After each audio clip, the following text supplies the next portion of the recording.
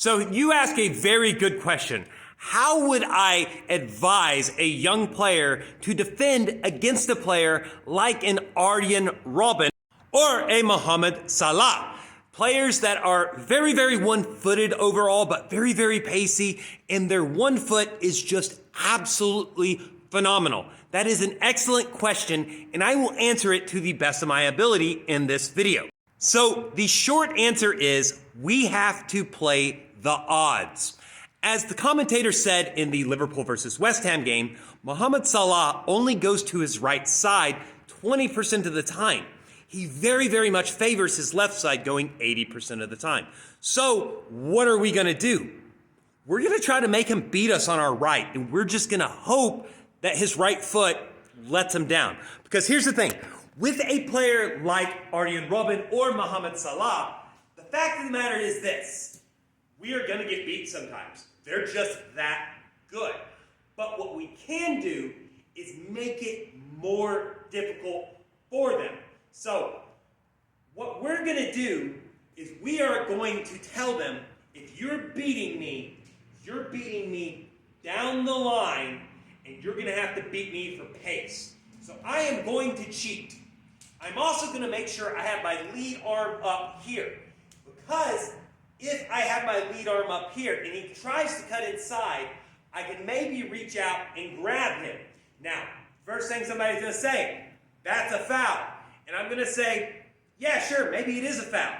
But it's a foul that, one, I think I can get away with sometimes. And two, I would rather give away a free kick most of the time than allow Robben or Salah to enter the penalty area on their left foot.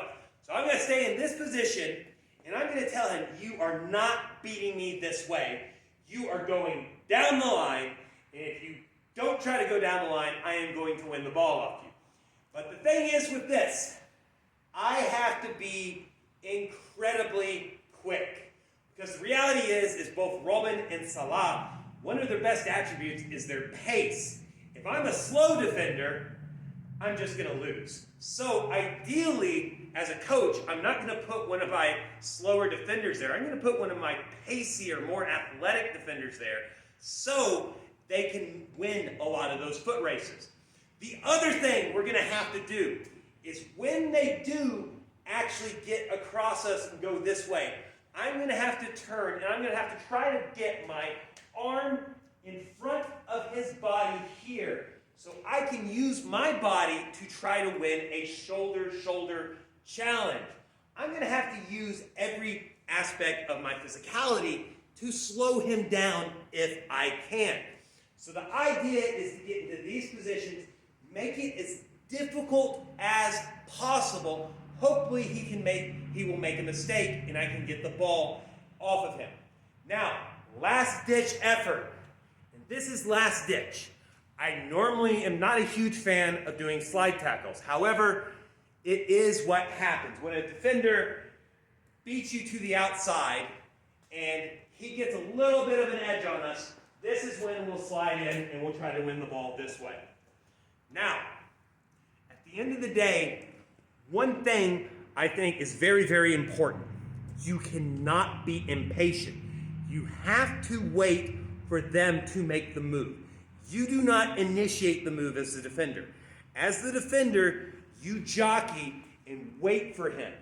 You do show him the line and you tell him if he's going to beat you, it's to the line and it's always to the line. But when he does take it, you have to be ready to sprint as hard as you can, try to get your body across him, and in a last-ditch effort, you'll go for the side tackle. But like I said, at the end of the day, top players like that, you're going to be at a disadvantage if you're defending 1v1 by yourself. Ideally, you have teammates in support, which will make it easier for you. The best thing you can do, though, is play the odds. And I like the odds of Arjen Robben or Mohamed Salah crossing with their right foot much more than I do cutting inside and finishing with their left foot.